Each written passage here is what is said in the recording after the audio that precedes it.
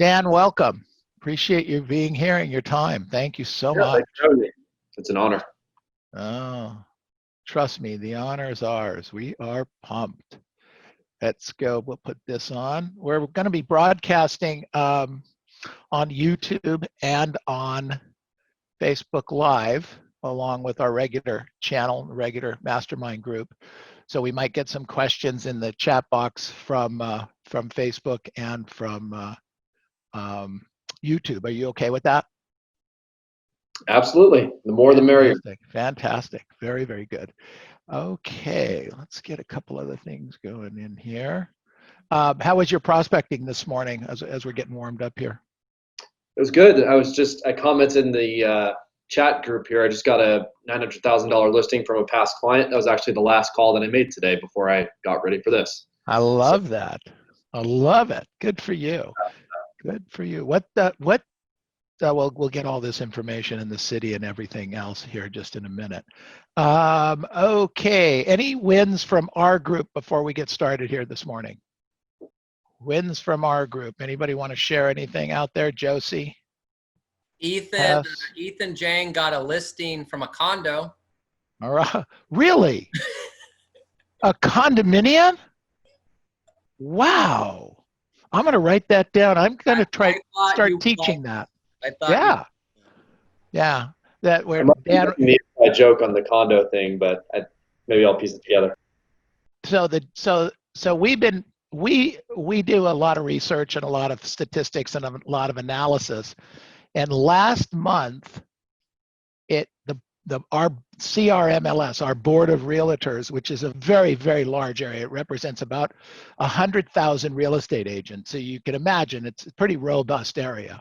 And the number of listings taken in the entire MLS was down 1.2%, which is consistent with what we hear in the marketplace, but not the numbers you hear that are way down, correct? So we did a little bit of research into that, and we found that townhomes and condos were actually up 24%. We're talking year over year. So and I'm giving you the short version of this conversation, okay? So if one was not working condominiums at all, they are potentially going to get 25 to 30% less opportunities than if they included condominiums. And converse to that, if you only worked condos right now, this is just right now, that you would have an inordinate opportunity facing you in our marketplace, Dan. I don't know about yours, but our marketplace. So I kid the agents all the time right now, come on, let's talk condos. Let's get out there. Yeah, they're a little bit less. Yeah, price ranges are down a little bit less than a single family home. However, the odds are, I believe, that if you get a condo listing, that there's a 25 to 35% chance you'll double end it because that opportunity's there. And there's another 30 to 35% chance that you'll sell that seller a 3-bedroom, 2-bath house or something a little bit larger. So there's a 30% opportunity to pick up 2 or 3 transactions or sides on that opportunity, which dwarfs something that maybe is a single family home that you could get for $600,000. So that's the game that's what we're working on here. That's just the FYI. So I don't know, condos, are they an opportunity in your marketplace?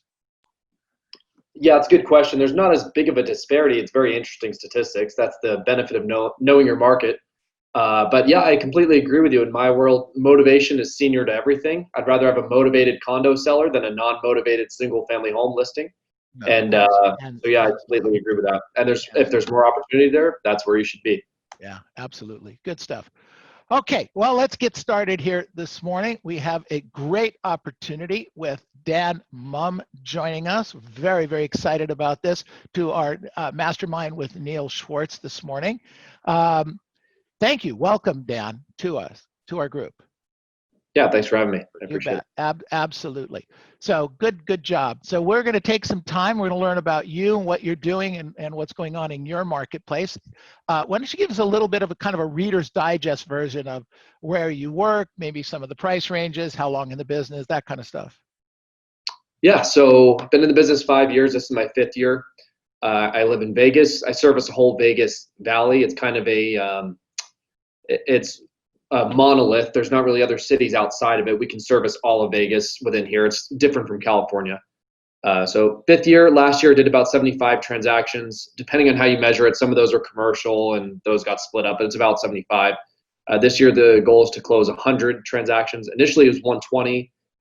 We dialed it back a little bit with the number of transactions dropping in April here, but we should still track for 100. And my price point's up from last year, which is helping with that.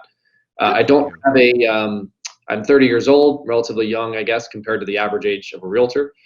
I don't have any agents that work with me. So when I'm talking about the number of transactions, those are all my personal production. I do have 2 staff members who are assistants, administrative staff. They're not actively selling though. So Okay. that. All right. Well, good. Thank you. Appreciate that. So 5 years ago, before you got into real estate, what were you doing? So I worked in a call center. It wasn't a sales environment, but it was a customer service environment. It's for a dietary supplement company, so nothing really related to what we do. It did help for sure with verbal communication and talking to people on the phone. That's a very valuable skill set. When I first started in the business, I didn't realize how much of a translation there was with just being comfortable on the phone, but it definitely helped. Okay, well, good. All right. So you started there. Did you go to college or anything before that? Yeah, I went to Florida State University. I played hockey in college, Division I, and then I played a little bit of club there. I think that was probably the biggest carryover from my college education to the real estate business was the athletic background. I know you've interviewed John Sullivan before. We're pretty similar in a lot of those ways where we have that same. I think that athletic background really, really benefits agents if you have one because there's a lot of lessons that you learn that apply directly to our business, discipline being the foremost thing there. So discipline, mindset, the ability to be coachable, accountability, those kinds of things. Yeah, and in addition to all of those are all really good points. I think the number one thing that I took from it is that I view this business as a skill-based business and not a knowledge-based business. I think I might have talked to you about this a little bit, Neil, but when you come from an athletic background, you understand the value of skills. So I use the example of like dribbling a basketball. If I watched you dribble a basketball, I can see how you're doing it, but I don't get any better at it by watching you. I actually have to do it and practice it and rehearse it. And what I view this business as a skill-based business. You might know what the right words to say are. You might know what the objection handlers are. I think most people do at this point. They're not really new or creative. But just because you know how to do it doesn't mean you do it. Doesn't mean you do it well. Doesn't mean you don't need to practice it every day and constantly improve that skill set. So just playing hockey, I think, helped. It just changed the way that I view the world and business in that regard. Interesting. So take that transition, take that just a little bit further for me in the scripts and dialogues, maybe approaching it expired or for sale by owner. So tell me more about how you would do that. Our people practice all the time. We focus on this. We focus on our virtual listing presentations, etc. But you're right. There's a little bit sometimes jumping the gap. How can you help us with that? What's your thought process there? Well, one thing that I see, because I know your agents do practice and rehearse, they've already bought into that, which is great. They have that whole mindset. But one thing that I do see with agents a lot is that their practice and rehearsal isn't specific enough. So they kind of go through the motions. They go through an entire script, like an expired call. Whereas at this point, at least for me, my practice and role play is extremely focused and precise on the things that I need to work on. And I do a lot of repetition. This also ties into the kind of athletic background, I guess, where if you needed to work on something in your skill set in hockey, for example, you wouldn't just skate around and screw around. You would find the specific thing that you need to work on and you would do it over and over and over and over again. So one example is if I feel like I'm getting soft in my commission, I'll have someone give me the commission objection 6 times, 7 times, 8 times in a row, and I will literally just handle that same exact objection the exact same way just so that I'm conditioning myself to get comfortable with the resistance. And there's no point at which you are a master of that. You're always developing that skill. And when I stop practicing, I start losing discipline, and then I start getting off track with it. So I'm always working on it. So yeah, it's a work in progress. Well, clearly a work in progress, but I think the way that you've described that for our agents is great that are listening today, is that continue, it's baby steps consistently, not giant steps occasionally. That's what I hear you saying, correct? That's exactly right. And just to give you a real world example, this week, one question that I've been kind of shying away from, I'll say right now, on the for sale by owner script, I think it's question 11 or 12. What would have to happen before you consider hiring an aggressive agent like myself for the job of selling the home, something along those lines? I was kind of shying away from that and not asking it as much. So what I did was yesterday in my role play, I said, hey, I'm going to start right on that question. I'm going to ask it to you. I want you to resist me and not respond well to it. And I want to keep going so that I hear that and I get comfortable with it and do it over and over and over again. So I did that probably 5 or 6 times yesterday. And that was my role play. I didn't go through the entire script. I've done the script 1,000 times. I don't need to start from the very beginning. I focus more on the areas where I need improvement, which is not comfortable, but it's what you need to do to get better, I guess. Oh, that's great. That is awesome. We actually in our company refer to that kind of practice as advanced script practice. Taking one item, one line, and getting great at it. So good for you. Congratulations. I like that. Okay, so let's switch gears a little bit. Your first year in the business, where did the business come from? Yeah, I did 21 deals the first year. I did about 8 or 9 from an investor, and the rest came from database and expired listings. So what was that, 2015? There were a lot more expireds than there are now. So that was a more lucrative, it's still a really good opportunity, but it was even more lucrative then, I would say. So that was the breakdown there. Okay, so 14 or 15 transactions. So you came in as a cold start. So you came from Florida? Yeah. Is that where you grew up? No, so I grew up in New Jersey until I was 18, basically. Went to school up there, then I transferred to Florida, and then I moved out here. When I moved here, I didn't know anyone. So yeah, I did kind of have a cold start, which that's kind of a blessing and a curse at the same time. I didn't know one person when I moved here. So it forced me to require the skills to drum up business. Basically, I had to learn how to prospect because I didn't know anyone. I find a lot of agents who come into the business with a decent sized network, if they learn to use it, it's great. But a lot of them kind of limp along because it kind of floats them for a while because they're sustainable with a few deals they get from their database. They're never really forced to learn how to prospect. So I think that helped me. Good for you. Good job. So how did you connect with Mike? Did you connect with him right away? Was that something that came on? Tell me about that. Yeah, slowly, probably like most agents. I guess some people internalize a message right from the beginning, but it took me a while. So I did get exposed to him in the very beginning in the first year. The person who kind of introduced me to the business, luckily, was in coaching and brought me to some of the events. But I still resisted a lot of the system. It really resonated with me from the beginning, but I tried to pick and choose like which parts I wanted to use and not use.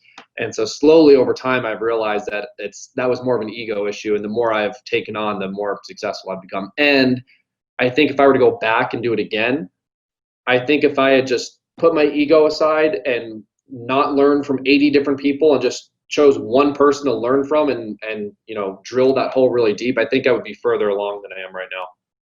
Good information. Thanks for sharing it. So COVID came along. So you started. What did you do business-wise in 19? That's the year you did 75 deals? Correct. Got it. And what percentage of your business is listings taken versus buyers?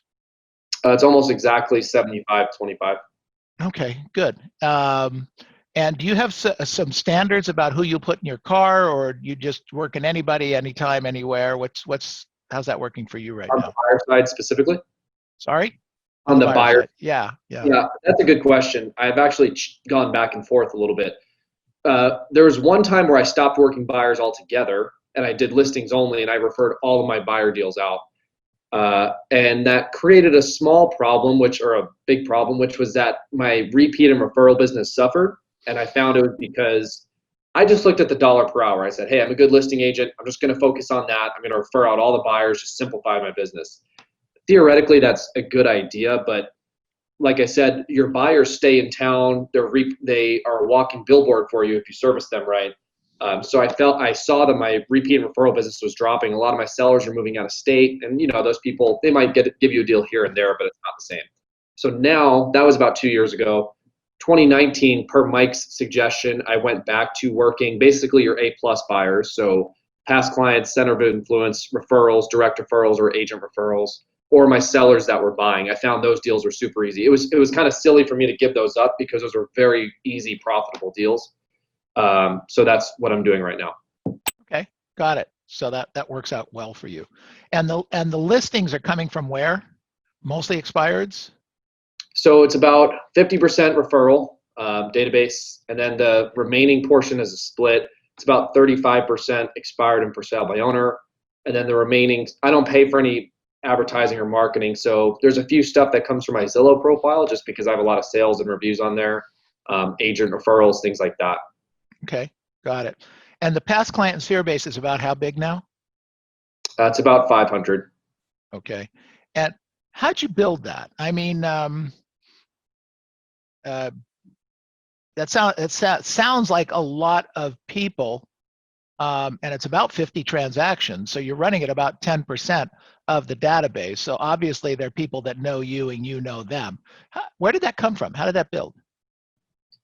Yeah, well, I think I actually didn't do a good enough job building it. I think in the beginning, it was kind of a limiting belief because I said, oh, I don't know anyone here. I just moved here, so I don't have a database. So I got to call the expireds and for sale by owners. And that's true. I didn't know a lot of people, but you got to start somewhere, right? Like everyone has some database to a degree. You know some people, and at some point, you're going to have to start building that. So I think I let that be an excuse actually for me for too long. I didn't really do a good enough job really intentionally adding names to my database. That was one of the assignments my coach gave me a while ago, which was great. He said, I want you to add 2 names to your database every week. And I'm pretty selective about who goes in there. So how I did it, well, what I did is I looked at the areas of my life where I enjoyed spending time outside of business, and I went there. Instead of just going to join a bunch of different random networking groups or weird things, I thought about where I already spend my time and how I could expand my network there. So for me, I'm big into Olympic weightlifting, just like a little hobby that I have. And at the gym that I went to, I noticed there was a lot of people there that I was already talking to, but I didn't really bring up real estate at all. So then I started adding people from there and broaching those conversations. Another thing that I did that I think everyone should do is get involved in charity work. That's great for building your network, I think, because you're going to increase your average price point because you'll meet and network with the right type of people that way. So that's also been very good. And then also attending events, MFO events, and networking with other agents, like we're doing right now, basically. Another great way to build a network. Okay. What percentage of business do you get from agents referring you deals, like the Mike Ferry-ish kind of agents sending you business? That's part of your past client and sphere base, part of your 500 also? Part of your, Yeah, I'm considering it part of that for this. It's about 5 deals a year, I'd say, around there. Okay, all right. Well, pays more than pays for coaching. Yep. Yeah, for sure. Yes. Good for you. Okay, excellent. So how often do you touch your database? I mean, you're getting 50 transactions out of it. So the follow-up, you did the standard Mike Ferry way. Do you do it a little bit more aggressively? Are you using a certain CRM? Do you send them pumpkins? How do you do this? I missed the pumpkin thing. I use that term condescendingly all the time. No, yeah, I don't spend a lot of money. I call all of them a minimum of 4 times a year. I'm really big with my database. One of the principles I really believe in is that the Pareto principle applies to it, where, and I think Mike talks about this, but you're going to get 80% of your referrals from 20% of your customers. And you could even boil that down more, where you get you'll notice you get 64% of your referrals from 1% of your customers, those A++ people that are just, always talking about you. So at a minimum, I call all of them every 90 days. But what I really focus on is that group, that A++ group that's sending me referrals. I just work on building deeper relationships with them for the most part. Take them to lunch, take them to dinner, go out with them. I probably talk to them once a month at least, most often more than that, probably every couple of weeks for those A++ people. And I focus there. And then, yeah, I get a few deals here and there from that other larger group, but the majority of it comes from those. Okay, excellent. Good. So shifting gears again a little bit, we have 75 transactions last year. Our goal is 100 transactions. January and February are coming. You're pumping along. Things are going good. Here comes March. So did it affect you? Did it send you south for a minute? I mean, how'd you work through that, Dan? Yeah, it's a good question. I actually had the best month of my career in April. I broke 6 figures in a monthly income for the first time in GCI. Actually, no, that was a net income, so that was really cool. No, I mean, if anything, my business increased. I had a record number of listings taken in March. It was either 13 or 14 listings taken, and then in May I had another 10+ month for listings taken, which was big. So no, it was an opportunity. I think I don't mean to sound brash or disrespectful, but just in terms of business, I wish things like that would happen more often because I think a lot of agents, their mindset was affected. That was the biggest factor. A lot of agents were just not in the business. I can actually attribute a few deals specifically to that where I was competing for sale by owner, and the seller told me, hey, like these other agents basically weren't sure what was going on. They didn't have any solutions for me, so we're listing it with you. So I think it was a huge opportunity for agents who were able to maintain a positive mindset. I really was intentional about getting off of the news and social media. And yeah, I still was involved to a degree with those things. I'm not perfect, obviously, but I tried to really limit my exposure to that. So I think it was a huge opportunity for, and not just me, other agents who had the same approach. What's interesting is that I know people that were in the business the same amount of time with the same amount of resources, same amount of staff. And I know 2 people that come to mind right away. And one of them maintained a positive mindset and their business skyrocketed. And one of them literally went out of business. They just quit because their mindset was so negatively affected. And they could have gone the same direction. So it's just interesting to me. Attitude's everything. So you think your sports background had something to do with that? Do you think maybe the way you grew up had something to do with that? I mean, I don't know. I don't know your history, but what do you think? Yeah, I don't know. It definitely helped, but I've always since I've been in business, I've been involving myself in personal development all the time, reading books, paying attention to my mindset, being involved with Mike, obviously. And so I've seen this is obviously, I've only been in 5 years. I'm sure a lot of people in this call have been in way longer. But even in the 5 years I've been in, there's been smaller things like this that came up where I noticed all these agents were freaking out, but nothing was really changing ultimately at the end of the day. So I remember when Zillow first started buying houses, all the agents were saying, oh my God, we're going to be out of work. No one's ever going to do this anymore. Or Open Door and OfferPad, all those things. And so I saw these small examples and I was like, there's still plenty of opportunity out here. It seems like people are just letting this affect their mindset. And when the COVID thing happened, I saw it as a bigger problem, obviously, but it was just another example of that. So yeah, I guess that would be my only insight. Good for you. Good. What do you think your superpower is, Dan? Yeah, that's a interesting question. I don't know if there's any one specific thing, but if I were to say something, I would just say I'm an analytical person, in case you haven't figured that out. So I pay attention to my hourly rate. I know exactly how much I earn for every hour that I prospect. I understood that from the very beginning when I first got into this business, that there's really only 3 things that I do that generate income. It's prospect, go on appointments, and negotiate contracts. Everything else should be delegated out. Literally everything else I shouldn't do. So I earn $700 every hour I'm on the phone. That's not like a made up fantasy number. It's like if you take the amount of money I've earned for the year and divide it by the number of hours, it comes out to $700. And for most agents, it should be at least $300 to $400 if you're doing anything. So I realized if I'm getting paid $700 an hour for every hour I'm on the phone, that means every hour that I'm not on the phone is costing me.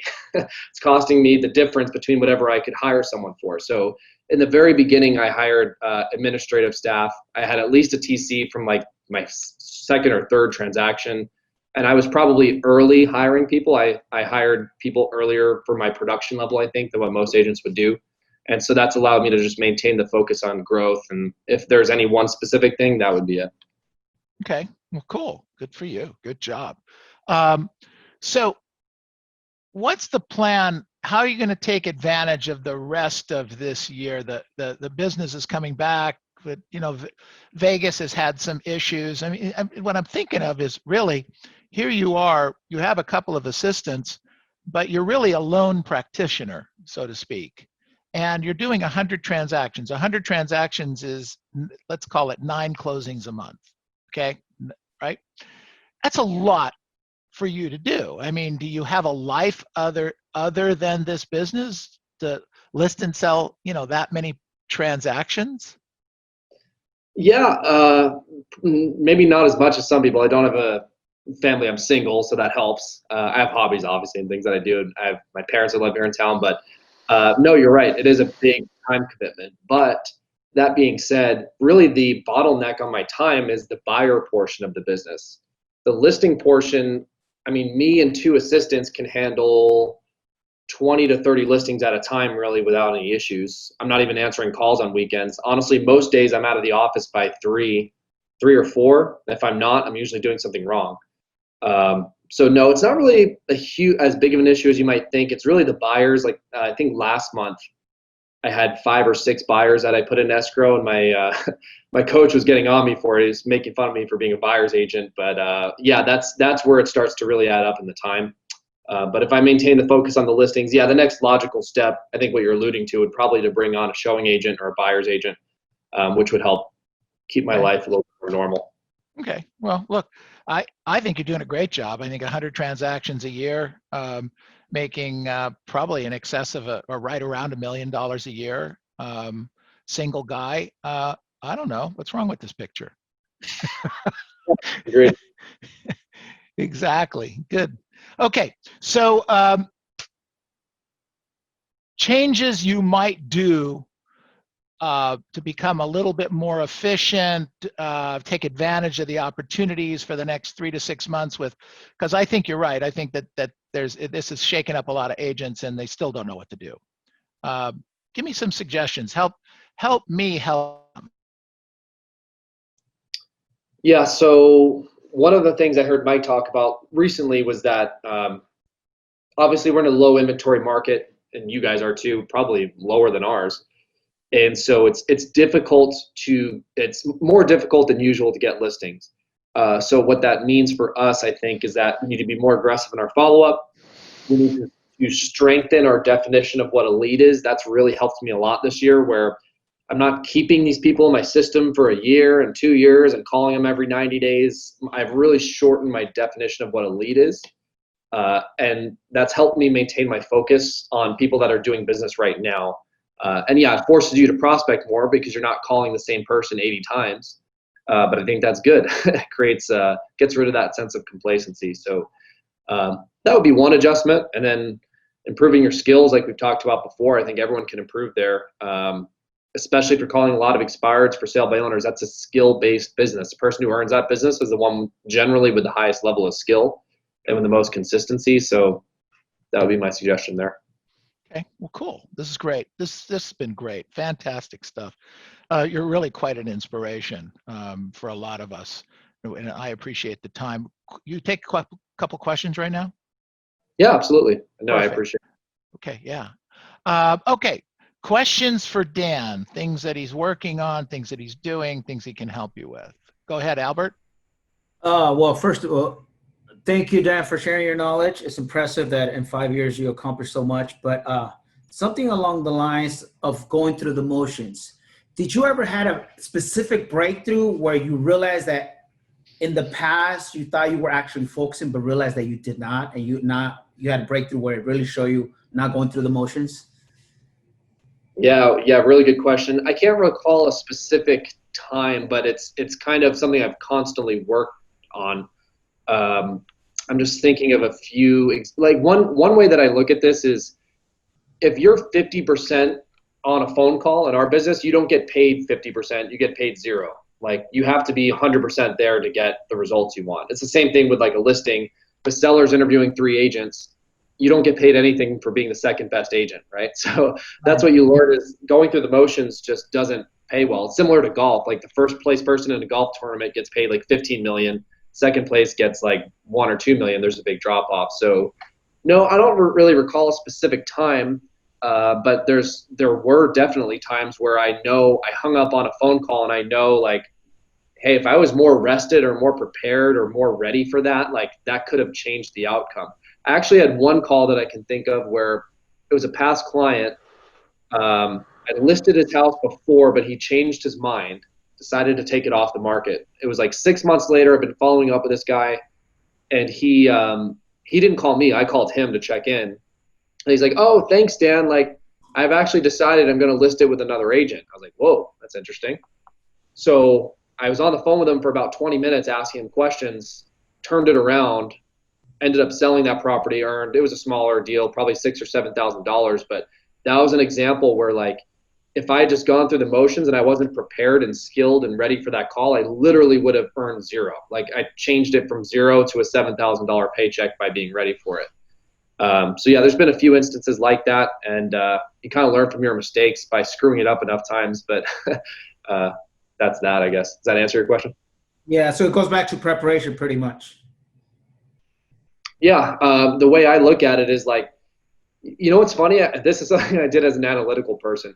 I looked at the past 100 deals that I closed, and I looked at what time of day I called that person and made my first contact with them. And the results were like ridiculous. I found that like 90% of the deals that I closed, I called them between 7:30 and 9. And then like 99% of them I called before noon. There was like no one that I called after 12 that I closed. And so what I realized is like that window of like 7:30 to 9 is my money making window. It's like extremely important that my entire life revolves around being good during that hour and a half. I'm going to bed at a certain time. I'm working out at a certain time. I'm getting ready. I'm role playing at a specific time so that I'm world class during that window, because that's when the results really matter the most. So yeah, that's the importance. I guess that all speaks to your question about like going through the motions versus being intentional about what you're doing. I still catch myself doing it every now and then. I mean, another example recently, I just closed 2 days ago a deal where I called an old expired listing. I'm sure a lot of you guys call them too. I get to the end of the phone call. It's actually the wrong number. I ask him, "Hey, so what about you? Any real estate needs? Looking to buy or sell the next year?" And he's like, "Not really, not at this time." Almost hung up the phone, but I was like, "Oh, heard something there. What was it?" So I asked him, "Well, what about in the next year or so? Is that something you might consider?" He's like, "Yeah, actually, we're thinking about buying in the next year." The conversation turns around. 20 minutes later, this is a buyer lead that I just closed and I earned a $18,000 check from. So again, that's another one where if I was just going through the motions and not really being intentional about getting results, I would have literally lost that deal. So yeah, just a couple of examples. So Dan, let me ask you a question on that, something that comes up.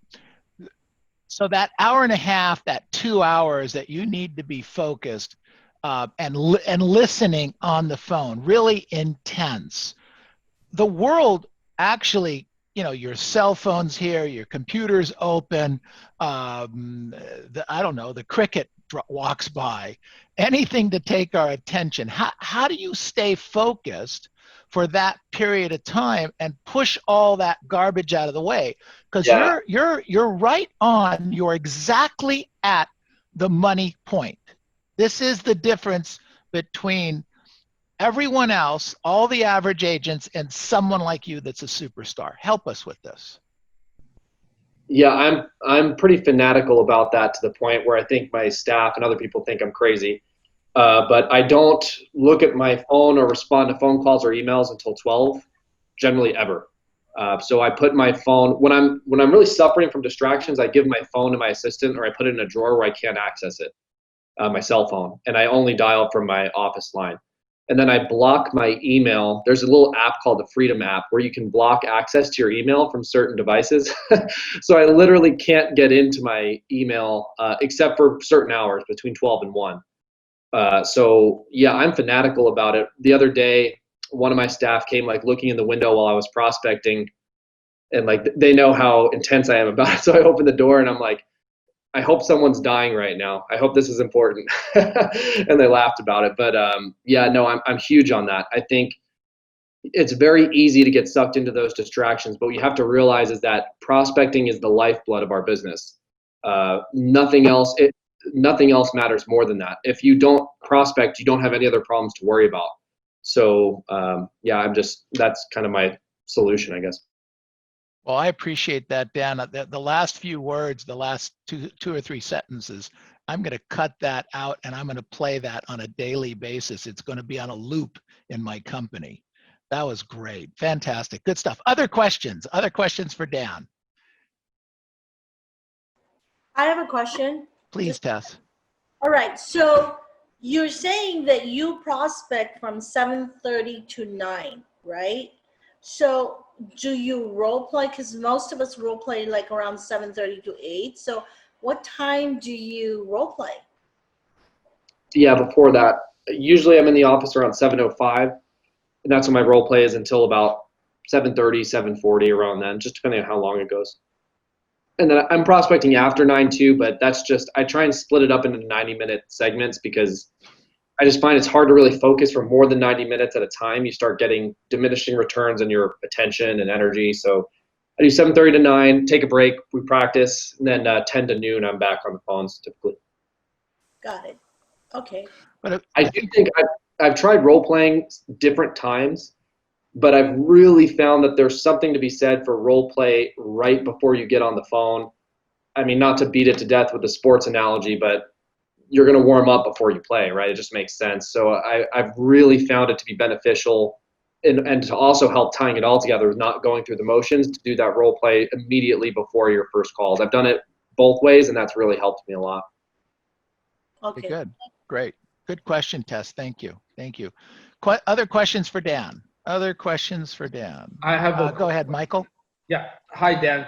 So my question is that, because you mentioned that you sell a lot of houses and you're a single guy making close to $1 million a year. At some point, do you have any kind of complacency that kicks in, and how do you deal with it? Yeah, that's tough. That's a $1 million question, how to constantly be growing. And at a certain point, your motivation changes, I think.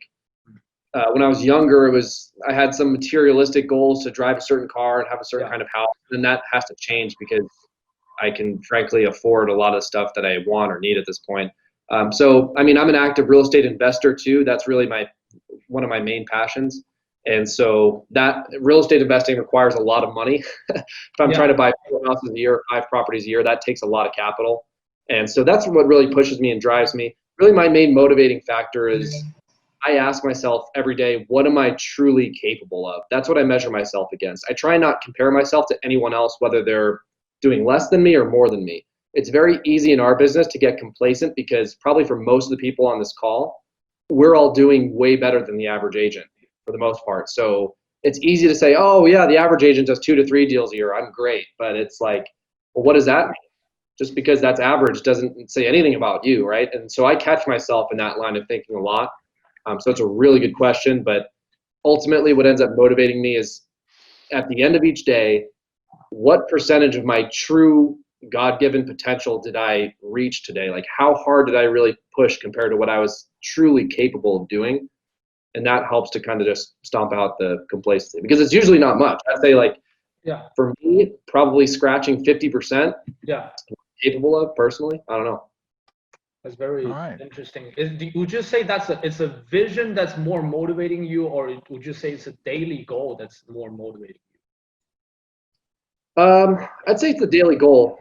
The vision is more of just the direction that I want to go, but I like to think on a more. I find that it's more motivating and stimulating to look at things on kind of a shorter term, more granular scale because I can really tell. It's hard for me to say, for example, like in the past year, did I work really hard? But if you asked me yesterday, did you work really hard? I could give you a good discrete answer to that, right? So, yeah, that's how I look at it. Thank you very much for that. Good, great, good stuff. All right, other questions for Dan? Other questions? Go ahead, Dan? Cherry, and then I'll come to you, Yvonne. Okay. Hi, Dan. I was just wondering what your morning routine is like, and also what time you go to bed to be prepared to work out and do everything you need to do to be like on point for 7:30 prospecting. Yeah, that's I go to bed pretty early, so maybe that's also why I'm single. I don't go out really much. I'm usually in bed by 8:45 to 9:30. That's my goal. And people give me, what's funny is people give me trash about it. They always make fun of like my old man bedtime. And I'm like, all right, well, who's making more money, me or you? So yeah, that's a big thing. I like to try and get into bed early. Usually in the mornings I'm up. I'm not super early riser. Get up 5:30 to 6. I read for a little bit, and then I come right to the office and focus first on business. I've tried doing the workout in the morning thing, like 5:30 to 6. For me, I'm more motivated to work first thing when I wake up. If I work out first, for me, it's like almost a distraction, because when I work out, I kind of have the same attitude as work, where I'm trying to get better at it. I'm thinking about what I need to be doing, and it's kind of mentally takes some of my energy and, drains my willpower a little bit. So I like to focus on business first. I try and get out of the office by 3:30. I have 2 listing appointment times, 1:30 and 3:30, and then I try and not linger or languish around in the office anymore. Actually, one thing while we're talking about that, my coach this year gave me a really helpful tip, and he said that, Dan, I don't want you to prospect at all in the afternoons anymore. And I was like, why? I feel like it's good to do that. And he said, well, if you're allowing yourself to do it in the afternoon, you're giving yourself too much slack in the morning, and you're probably getting distracted, and you're saying, oh, if I don't get to it now, I'll do it later. So now that I know I'm done at 12, no matter what, it forces me to really stay focused in the morning, and then in the afternoon, I'm more able to recover and get ready for the next day. So that helps. Awesome. Thanks so much. Good stuff. Yvonne, thank you. Thank you. Wow, Dan, you just inspired me so much. You answered so many of my questions. Just the last question I was going to ask you, when do you work out? See, for me, I just heard your reply, but for me, I spend too much time working out. Before the COVID, I spent like an hour and a half in the gym with the trainer. And then I started prospecting like after 9:30 or 10. So already past the money-making window. So now I'm going to switch my exercise, whatever, to afternoon. So I'm going to, I like the idea, your Robert, coach. did you know that? Oh my gosh, I wasted so much time. No wonder I'm not productive. I spend way too much time on doing those things. And also you said your coach told you not to prospect in the afternoon, because I always think, okay, I started late, I'll prospect in the evening or afternoon, but it's not productive. When you think you can prospect in the afternoon, you slack up in the morning, like me. So I have a lot to change. And also you said, it's a skill-based. You cannot just go through, cannot watch somebody play basketball. You have to practice. For me, I go through emotion. I think I work hard, but I don't. I go through emotions. I'm not attentional. And it's, oh gosh, it's just like you're talking to me today. I had a breakthrough. I just got ahead of myself. Yvonne, good job. Thank you. Excellent. Thank you. Really inspirational. Dan, thank you. Thank you for beating her up. I appreciate that. Yeah, this is the wake best me coaching up. call. Really This is the best wake me coaching up. call she's had in a long time, Dan. We appreciate that. Thank you very much. Okay, Can I let's ask see. one more question real Go ahead, quick? Frank. Sure. So, hey, Dan, do you focus on how many contacts you hit or just appointments? Yeah, that's a good question. I've done both. The 2 metrics that I look at are number of contacts and hours prospected, actually.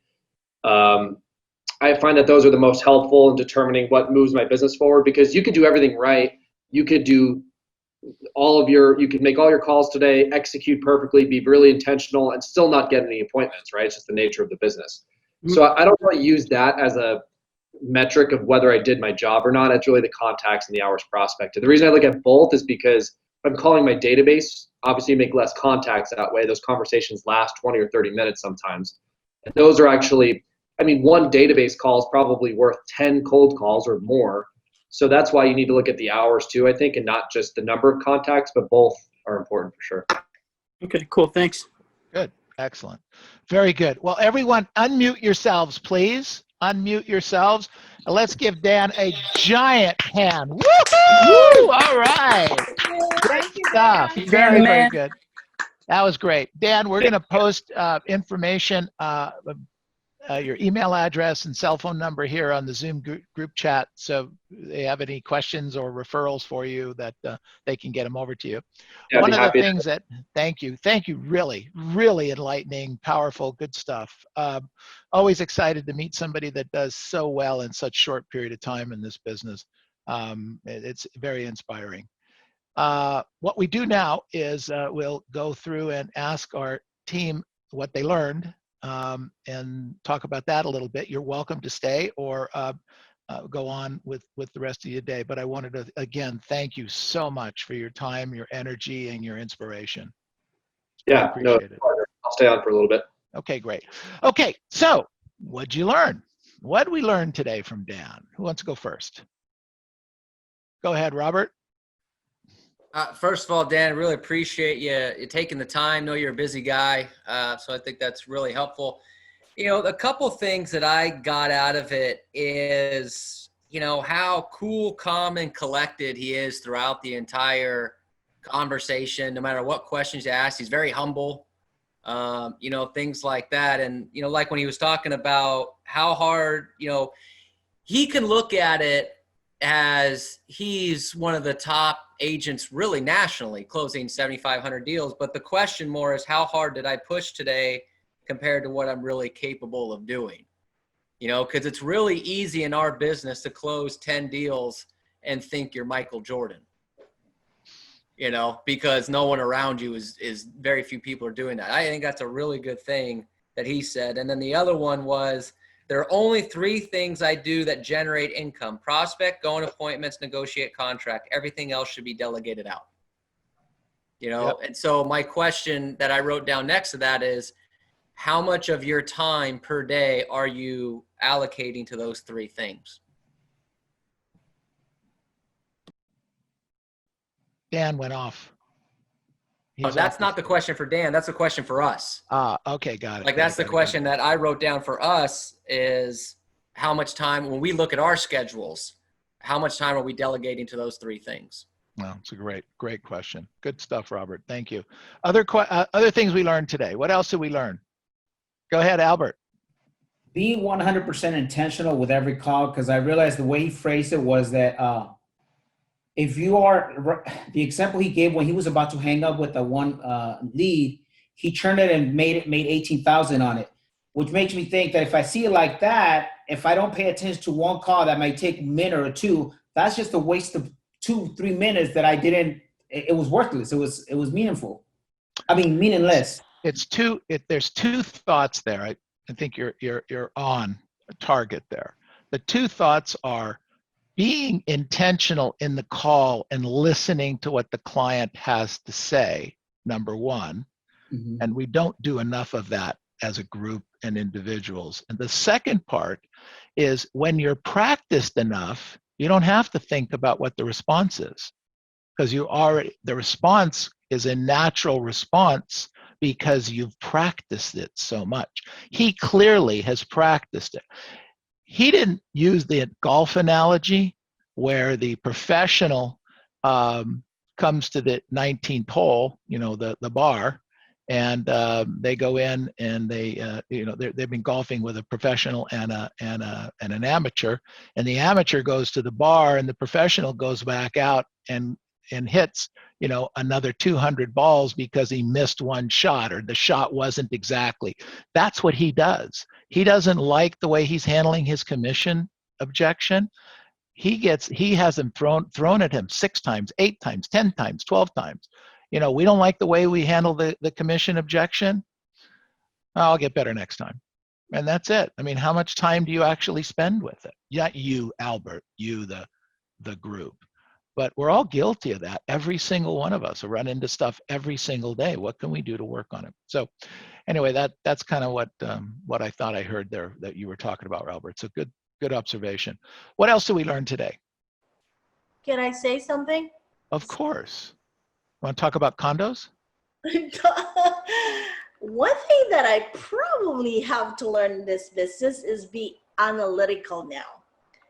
If you heard what he says, he measures everything that he does. He looks at his numbers when he's prospecting, looks at his number, how much he's going to get paid, right? Mhm. And who does that freedom app, like puts himself, Nobody. like nobody. So Nobody. everything that he does, and at the end of the day, he looks at what is it that I did today that made me productive. He's very analytical. Yeah. Very analytical. Yeah. Yeah, So, you're right. You're right. And being focused during that period of time. I found it kind of interesting that he's never made any money on outbound calls after noontime. I'll bet you we have similar things in our worlds that we would find that after certain times or certain things or in between this time and this time that we don't generate any business. So it might be I think that's something to look at. Absolutely. Good stuff. What else did we learn today? Go ahead, Josie. I can't hear you. Can you guys hear her? Okay. He's very mature Yes. for his age. Yes. Now, he said several times, focus on the skills and practice, just like you said. He has an objection that he feels he didn't handle well. Hit me with it, hit me with it, hit me with it. Let me get numb on it. Let me understand, go over it. And then again, he, like so many of the other agents have said, prospecting is the lifeblood of our business. If you're not prospecting, you're not making money. If you're not making a call, you're not making money. If you're not going on an appointment, you can't make what? Money. Money. Yeah, good point. Okay, good. All right. What else did we learn today? Anything else? So I wrote down, thank you, Robert. What I wrote down was the question that he asked himself all the time. What am I truly capable of? Wow. What am I truly capable of? Because a lot of times we feel really good. Things are going well. You look at the numbers, things are happening, blah, blah, blah. Some of you have these amazing closings right now and, lots of business generating, a number of listings taken. But what are you really capable of? What are you really capable of? The other part, and I don't know that you picked up on it. I think the guy the other day talked about it a little bit too. I've heard this 2 or 3 times this week. You need to get more rest. You need to get more rest. You need to be rested for this business. Okay? You can't burn the candle at both ends. You can do it, but you can't do it for a long period of time. So you need to make sure that you're more rested, and that you're prepared, you're practiced, rested and practiced. Okay, good. All right. Can I say go ahead. something? Sure, I of think course. that I think that this is one of those like if you don't have the strength in certain areas, like what Tess said in terms of being analytical, this is one of the talks I would listen to 5 more times. This was. It's very interesting you say that, Valerie. I can't wait to listen to this one again. You're right. Yeah. Super, super important. Yeah, I agree. Absolutely. Good stuff.